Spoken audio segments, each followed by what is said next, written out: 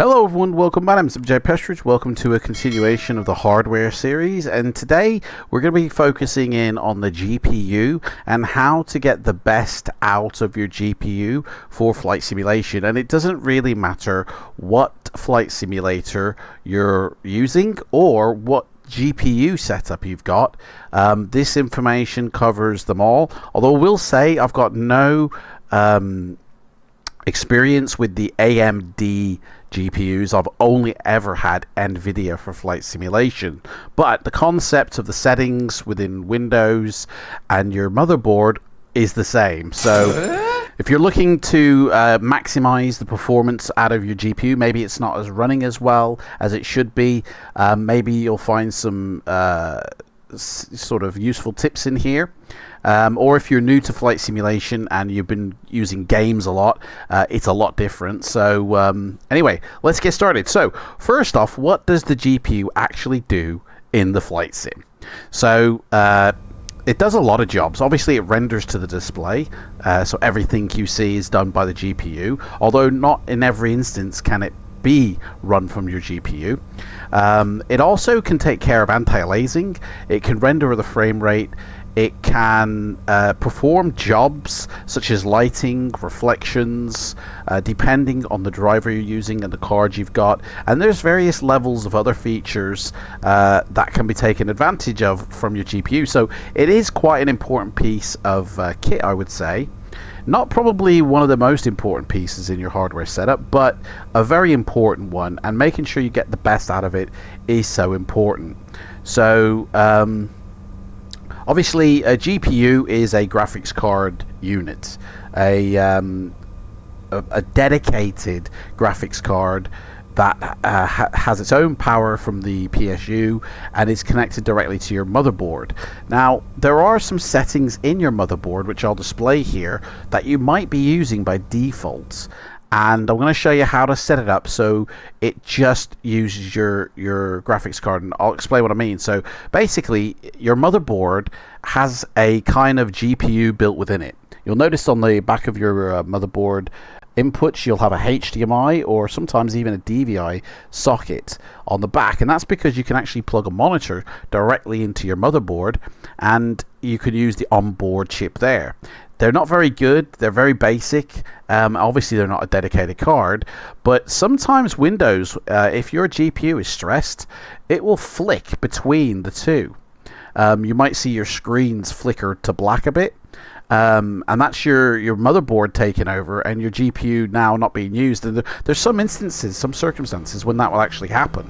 So if you suddenly your frame rate goes right down to the ground and your sim starts to look really crap, it could be that you're actually running off the motherboard GPU rather than your dedicated GPU. So one thing you can do to make sure that never happens is disable the onboard GPU. So in your motherboard settings, you'll have a graphics option, and it'll probably be set to auto, but setting it to the actual graphics card you've got, which usually will be the graphics option, this will make sure it disables basically the onboard graphics card, and so your only graphics card option is the one you've got installed, and will prevent it from doing this. Now, there is a slight problem with this, that when you want to update your driver, you kind of have to come back in and set it back to auto, and that will then prevent the flick over from your graphics card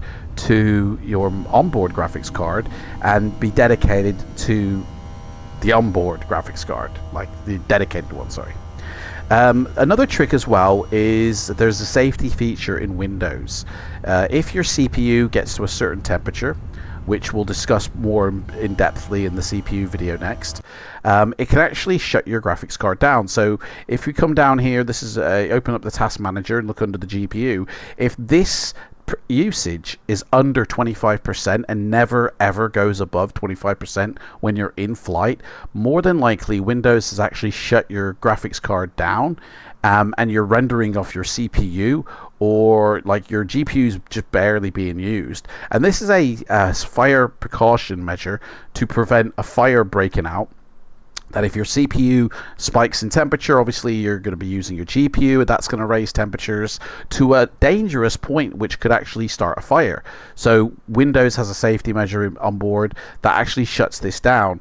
Now, obviously, if you regulate your own cooling and your CPU temperatures may go to the sort of danger zone temperature for a bit and then come back down, you just don't want Windows interfering and shutting your graphics card down. Now, I don't advise doing this unless you know what you're doing, but there is a way you can actually switch off the safety measure so Windows never limits your graphics card. And that's basically, if you go into your start icon, right click and click run and type in GP edit MSC, it will open up this panel. Now this panel, this local group policy editor, isn't available by default. You kind of have to enable it. There's a link in the description box below to a video on how you can enable this, so it will pop up. Otherwise nothing will happen if you type in gpedit.msc.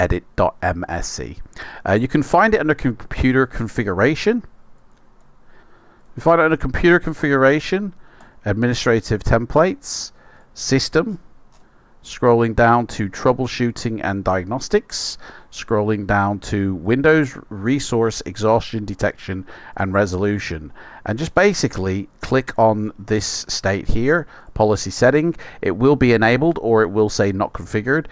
Disable it. You have to obviously be running at least Windows Vista, which I don't know who still is on Windows Vista now. But disabling it will then basically, and restart your PC. Now Windows will not interfere or limit your GPU. Again, only do this if you're confident in your cooling of your PC, because if temperatures rise in your CPU temperature, I think some CPUs it's 77 degrees, some is 80 degrees, it depends, but once it goes over that temperature for a long period of time, your GPU can get limited. So I would suggest doing that. But the biggest thing you can do to get performance out of your PC is come into the power options. Now I'm going to discuss this in a more in-depth way for the CPU video, but obviously you know that Windows has power plan modes. Mine set to high performance, there's balance, there's also power saver. I think some people might even see ultimate performance, but these are all set to a default setting. Now going into change plan settings and advanced power settings, you will get a pop-up like this.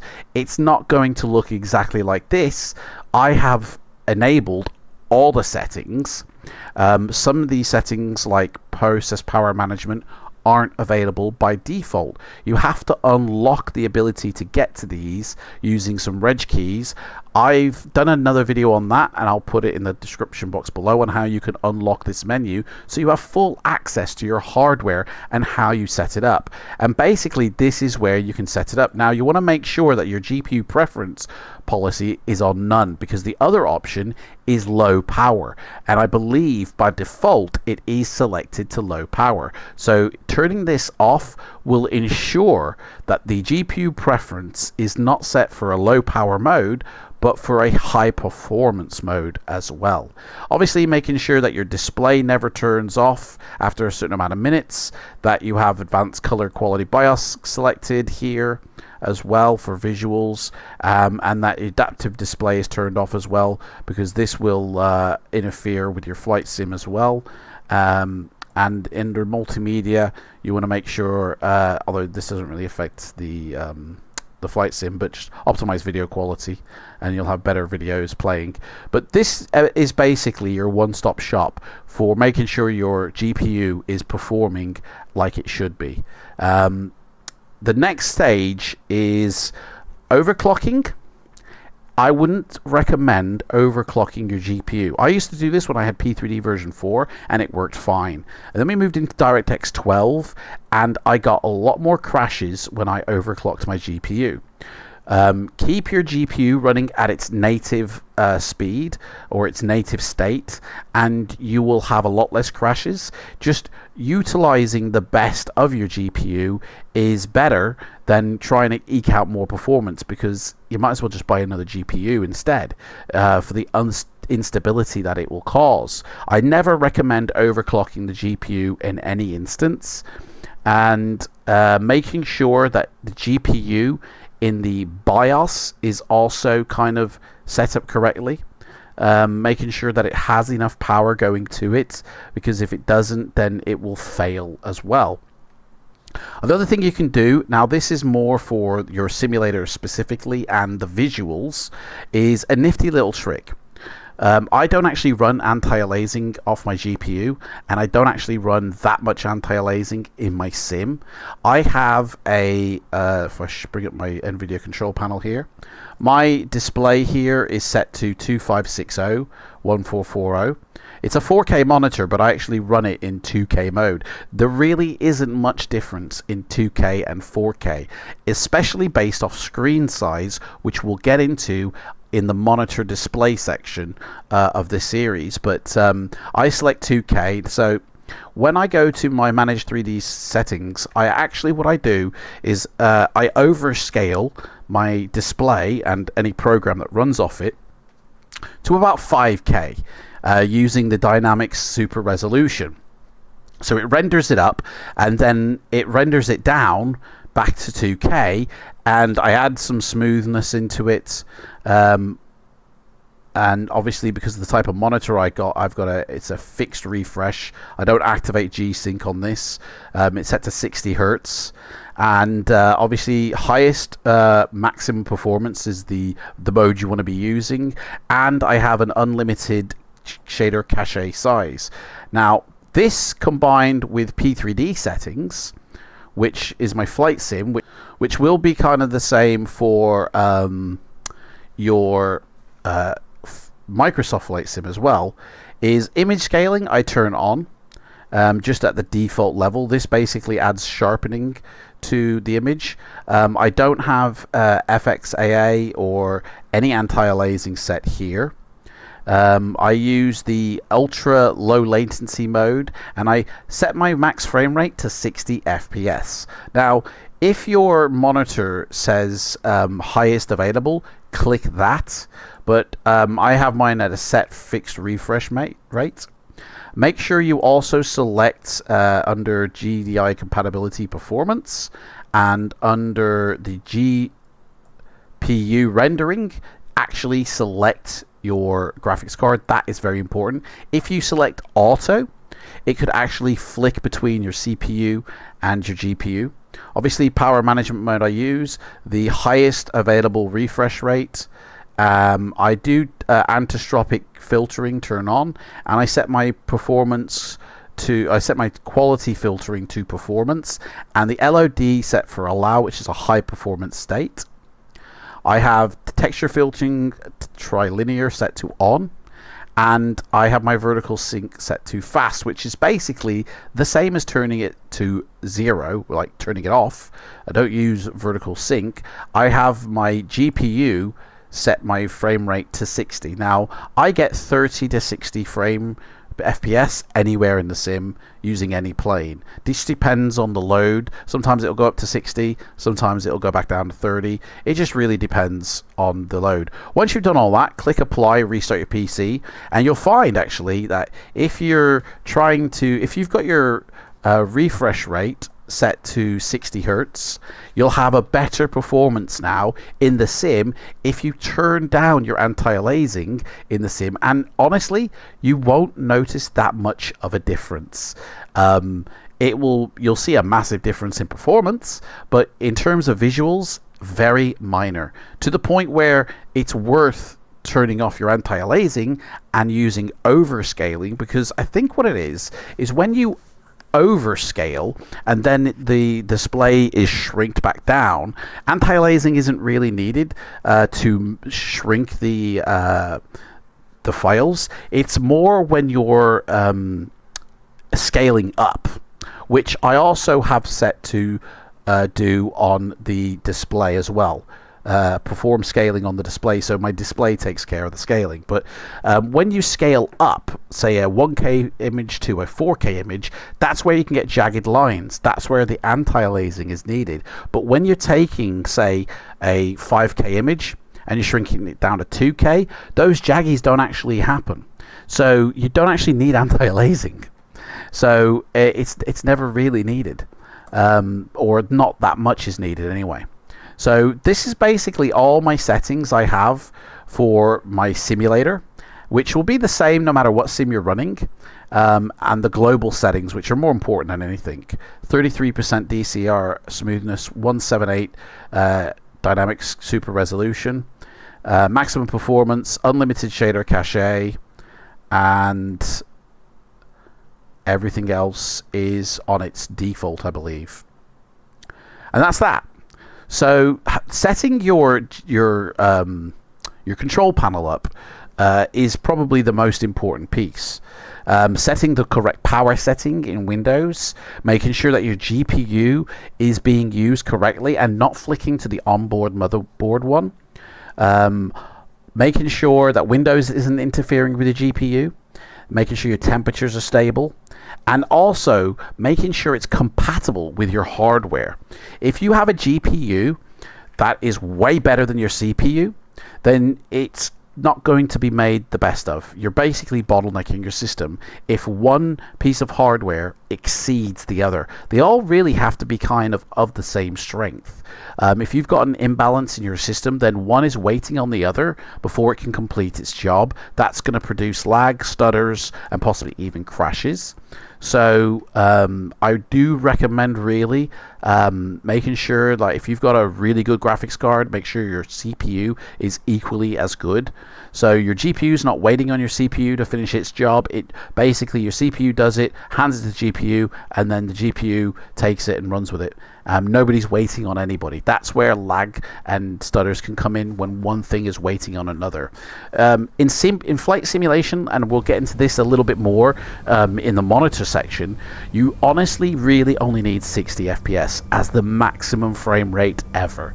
Like, your camera does not move that very fast within the flight deck. You know, you might look up and down, but you're not whipping your camera like you're playing Call of Duty, so therefore your frame rate does not need to be that high. Just the most important thing to remember is you have two choices. You can either run a high refresh rate, which means your FPS has to be equally as high, otherwise you get screen tearing, or you have to rely on other technology like G-Sync to apply differences so you don't get screen tearing, which is making your GPU work harder. The harder your GPU works, the more temperature it makes. The harder it works, the less scenery items you'll see in your sim.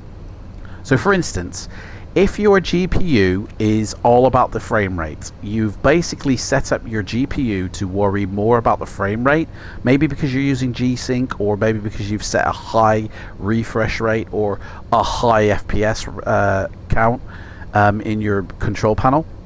If your GPU is all about the frame rate, then that's less other jobs it can do. So you have two choices.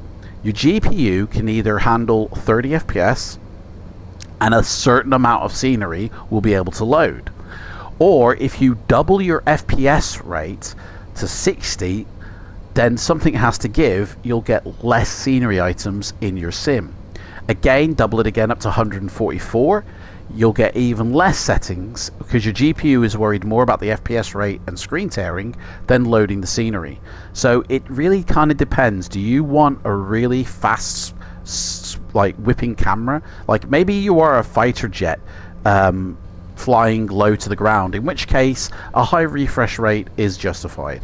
But if you're a commercial airliner flying at 35,000 feet or above, your camera is moving very minimal. Having 144 hertz refresh rate means your scenery items are only going to be of a certain level. Literally cut that in half or quarter that frame rate, you can load even more scenery. Now, I don't know about you, but 30 FPS is smooth enough, but I understand you might feel the difference if you haven't changed things in your mouse settings. You might then feel the lag, or your controller might feel the lag. 60 FPS is all you ever need, and you'll still have a lot of scenery to load. Once you go into G-Sync territory or higher, then you're compensating for something and your GPU is overworking itself for this compensation, meaning something has to give, and that will be the scenery loading. So I would suggest 30 or 60 FPS, meaning you could run double the amounts of scenery and it still be smooth. Basically, make sure, and each flight sim is different by the way in how they load the scenery, but make sure in your settings for your flight sim, you're setting your settings up for your GPU capability. So if you're running a 30 or a 40 series card, you can max out your settings. You can have it on the ultra setting. If you've got a 20 series card or a 1080 Ti, then I would say that's the high setting. If you've got a card that's less than a 1080 Ti, that's the medium to low setting. Always stick with those settings, you know, in your back-end sim settings, according to your GPU card, because if you've got settings that your GPU just can't handle, then you're going to get problems in your flight sim. You're going to get stutters, you're going to get possibly even crashes. So make sure you're setting up your settings in the flight sim according to your GPU. I think that's basically about it, to be honest. The GPU is quite an important piece in the flight sim setup, so I would always recommend getting the best, but at the same time, sometimes the best just like isn't needed. You know, a 30 series card is adequate.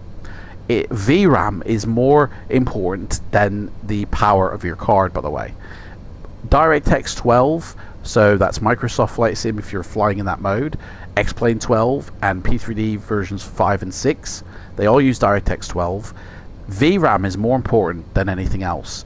Having a large amount of VRAM so you don't get DXGI errors because you've overspent your VRAM, because it's no longer managed now by the DirectX machine itself. You have to manage it yourself.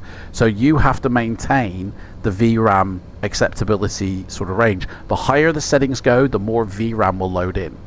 So spend it wisely, or get a card with loads of VRAM attached to it. If you've got 8 gig of VRAM, that I would say is not good enough for flight simulation.